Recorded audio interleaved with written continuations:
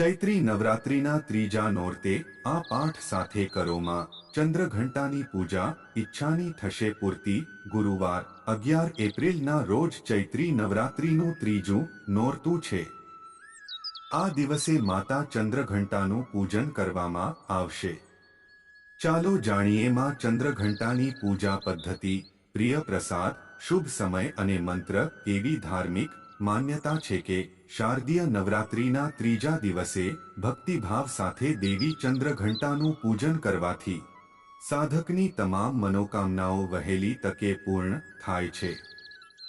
તેની સાથે ઘરમાં સુખ સમૃદ્ધિ આવે છે। જો તમે પણ માતા ચંદ્રઘંટાના આશીર્વાદના સહભાગી બનવા માંગતા હોવ તો માતાની યોગ્ય રીતે પૂજા કરો। સાથે ચંદ્રઘંટાના કથાના પાઠને સુનિશ્ચિત કરો। માતા ચંદ્રઘંટાની પૂજામાં લાલ અને કેસરી રંગનો વધુ ઉપયોગ કરો। નવરાત્રિના ત્રીજા દિવસે મણિપુર ચક્ર પર અક્ષરનો જાપ કરવાથી મણિપુર ચક્ર મજબૂત બને છે। આનાથી મંગળની અશુભ અસર ઓછી થાય છે। માતા રાણીને લાલ ચંદન, લાલ ચુનરી, લાલ ફૂલ અને લાલ ફળ સફરજન અર્પણ કરો। દેવી દુર્ગાના દરેક સ્વરૂપને વિશેષ અર્પણ કરવામાં આવે છે। માતા ચંદ્રઘંટાને દૂધથી બનેલી મીઠાઈઓ ચઢાવો અને પછી દેવીની આરતી કરો।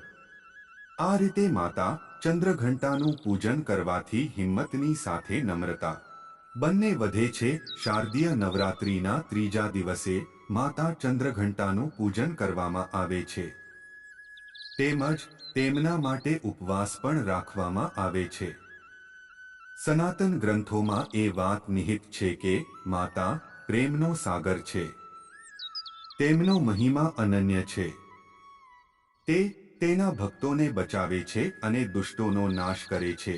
એવી ધાર્મિક માન્યતા છે કે શારદીય નવરાત્રિના ત્રીજા દિવસે ભક્તિભાવ સાથે દેવી ચંદ્રઘંટાનું પૂજન કરવાથી સાધકની તમામ મનોકામનાઓ વહેલી તકે પૂર્ણ થાય છે।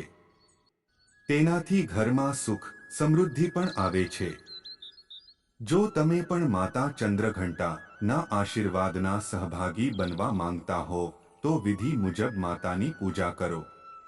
ઉપરાંત પૂજા દરમિયાન વ્રત કથાનો પાઠ કરવાનું સુનિશ્ચિત કરો। પછી માતા ચંદ્રઘંટાએ ત્રિદેવ પાસેથી પરવાનગી લીધી હતી અને મહિષાસુરને યુદ્ધ માટે પડકાર્યો હતો। તે શાસ્ત્રોમાં સૂચિત છે કે પાછળથી માતા ચંદ્રઘંટા અને મહિષાસુર વચ્ચે ભયંકર યુદ્ધ થયું। આ યુદ્ધમાં મહિષાસુર માતાના હુમલા સામે ટકી શક્યો નહીં। તે સમયે માતાએ મહિષાસુરનો વધ કરીને ત્રણેય લોકની રક્ષા કરી હતી। ત્રણેય લોકમાં માતાના ગુણગાન ગુંજવા લાગ્યા। અનાદિ કાળથી માતા ચંદ્રઘંટાની પૂજા કરવામાં આવે છે। માતા પોતાના ભક્તોના તમામ દુઃખ દૂર કરે છે। તે સુખ, સમૃદ્ધિ અને શાંતિ પણ પ્રદાન કરે છે। તેથી ભક્તો શારદીય નવરાત્રિના ત્રીજા દિવસે ભક્તિભાવ સાથે માં ચંદ્રઘંટાનું પૂજન કરે છે। નવરાત્રિના ત્રીજા દિવસે માં ચંદ્રઘંટા સામે એક નાના લાલ કપડામાં લવિંગ, સોપારી મૂકીને માં ચંદ્રઘંટાના ચરણોમાં અર્પણ કરો અને દેવીના મંત્રનો 108 વાર જાપ કરો। તમે માં ચંદ્રઘંટાના બીજ મંત્રનો જાપ પણ કરી શકો છો। આ લાલ પોટલીને બીજા દિવસે સુરક્ષિત જગ્યાએ રાખો। જ્યારે પણ તમે કોઈ શુભ કાર્ય માટે જાવ ત્યારે તેને જોડે રાખો। તેનાથી આત્મવિશ્વાસ વધે છે અને દુશ્મનની દરેક ચાલ નિષ્ફળ જાય છે। અગત્યની સૂચના, અહીં આપેલી માહિતી માત્ર માન્યતાઓ અને જાણકારીઓ પર આધારિત છે અને ઇન્ટરનેટ અને ન્યૂઝપેપરના માધ્યમથી લેવામાં આવી છે। અત્રે એ ઉલ્લેખ કરવો જરૂરી છે કે અમારી ચેનલ કોઈ પણ પ્રકારની માન્યતા અથવા જાણકારીને સમર્થન કરતા નથી।